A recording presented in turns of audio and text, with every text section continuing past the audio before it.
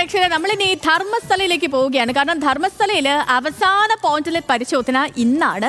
നേത്രാവതി സ്നാനഘട്ടത്തോട് ചേർന്ന് 13-ാം പോയിന്റിലാണ് കുഴിയെടുത്തുള്ള പരിശോധന നടക്കുക. ഇവിടെയാണ് ഏറ്റവും കൂടുതൽ മൃതദേഹങ്ങൾ സംസ്കരിക്കപ്പെട്ടതെന്നാണ് സാക്ഷി പ്രത്യേക അന്വേഷണ സംഘത്തിന് നൽകിയിരിക്കുന്ന മൊഴി. സരീഷ് പി കെ ധർമ്മസ്ഥലയിൽ നിന്നും തത്സമയം നമുക്കൊപ്പം ചേർന്നുണ്ട്. സരീഷെ, ഗുഡ് മോർണിംഗ്. ഇന്നത്തെ ദിവസം കുറച്ചുകൂടിയൊക്കെ നിർണായകമാണ്. കാരണം അവസാനത്തെ പോയിന്റാണ് 1 മുതൽ 13 വരെ പോയിന്റ്. ആ 13-ാമത്തെ പോയിന്റിലാണ് ഇന്നത്തെ പരിശോധന. എത്രത്തോളം നിർണായകമാണ് സരീഷ് ഇന്നത്തെ ഈ ദിവസത്തെ പരിശോധന? ഈ പരിശോധനകൾക്കൊക്കെ തുടക്കമായിട്ടുണ്ടോ? എന്താണ് വിവരങ്ങൾ?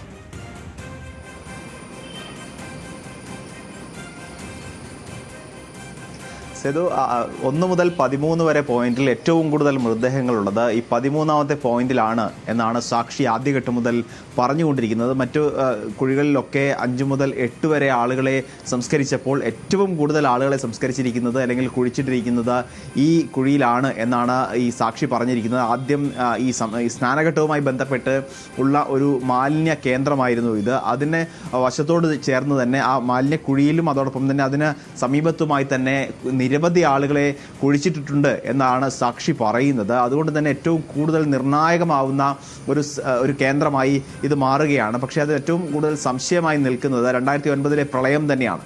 മറ്റ് സ്ഥലങ്ങളിൽ, അതായത് ഈ സ്നാനഘട്ടത്തോട് ചേർന്നുള്ള ഒപ്പം തന്നെ പുഴയോട് ചേർന്നുള്ള സ്ഥലങ്ങളിലൊക്കെ പരിശോധിച്ചപ്പോൾ ഒന്നും ലഭിക്കാത്തൊരു സാഹചര്യം ഉണ്ടായിരുന്നു.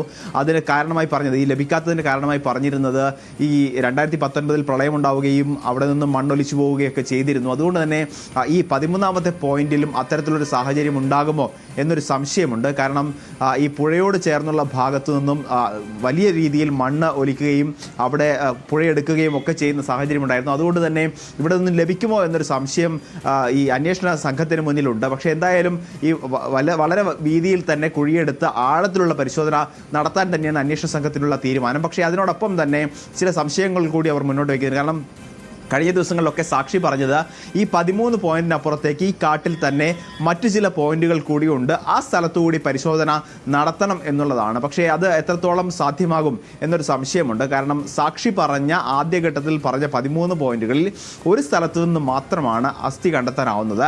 അത് പുരുഷൻ്റേതാണ്. അത് പുഴയോട് ചേർന്നുള്ള 2 പാറക്കെട്ടുകൾക്കിടയിൽ നിന്നുള്ളതാണ്. അത് ഏത് കാലഘട്ടത്തിൽ മരിച്ച ആളുടേതാണ് എന്നൊരു സ്ഥിരീകരണത്തിലേക്ക് പോകാൻ കഴിഞ്ഞിട്ടില്ല. അതോടൊപ്പം തന്നെ ഒരുപാട് പ്രശ്നങ്ങളും ഒരുപാട് സങ്കീർണതകളും ഒക്കെ ഉണ്ട് ഈ ധർമ്മസ്ഥലയിലെ കൂട്ടക്കുഴിമാട കേസുമായി ബന്ധപ്പെട്ട്. ഇന്നിപ്പോൾ അവസാന പോയിന്റിലെ 13-ാമത്തെ പോയിന്റിലെ പരിശോധനയാണ് പറഞ്ഞത്. ഇപ്പോൾ സരീഷ് പറഞ്ഞ് അവസാനിപ്പിച്ച പോലെ 1 മുതൽ 13 വരെ മാർക്ക് ചെയ്യുന്നു. ഇതിൽ 6-ാമത്തെ പോയിന്റിൽ മാത്രമാണ് ഒരു ശരീരാവശിഷ്ടം, ഒരു അസ്ഥി കിട്ടിയിട്ടുള്ളത്.